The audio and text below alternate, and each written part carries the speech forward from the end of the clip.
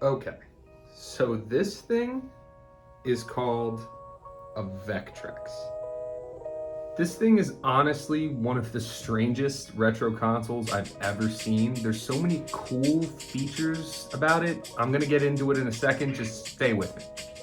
Apparently this bad boy came out in 1982, so it came out after the Atari 2600, which came out in 77, and it came out before the NES, which came out in 1985. It's just so bizarre. I've never heard of this thing before, and it's so cool. It's so cool, and I've never heard anything about it.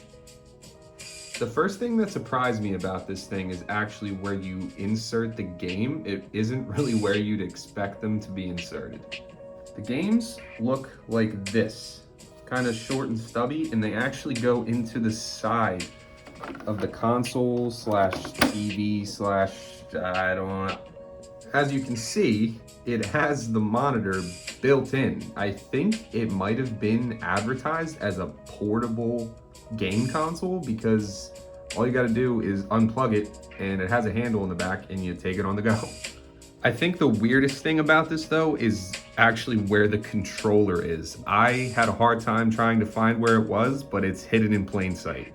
The controller is actually this. You unlatch this and then pull it down, and lo and behold, that's a controller, baby.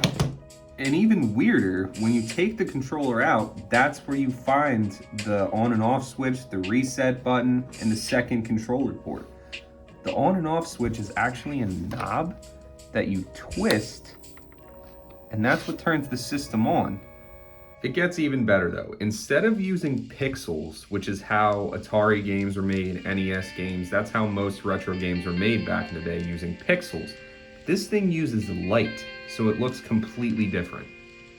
And because this thing uses light, it has a brightness knob in the back, which does what it says it does. It adjusts the brightness on the screen.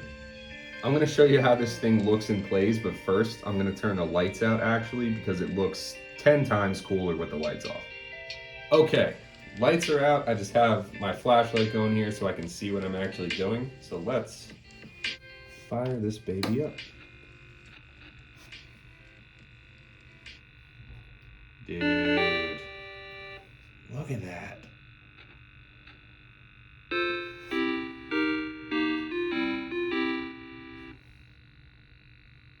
I think so crazy. So again, talking about the brightness knob, this is all light. This is how this is working. These are lines of light that are somehow being fired behind the screen, whatever.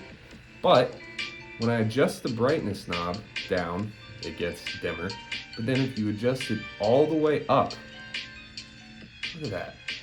It looks like those little lines in those orbs that you get at Spencer's. Another awesome thing about this too is that it had these overlays that you would put on the screen and then it like gave it color, I guess? It's just so, it's so bizarre. It's so cool and I can't believe I've never heard about it before. This game is also really hard. I think the icing on the cake with this thing though is that you don't actually need to have a game. There's a pre-installed game in this thing. So, no game in the system, fire it up. Gives you the Vectrex logo.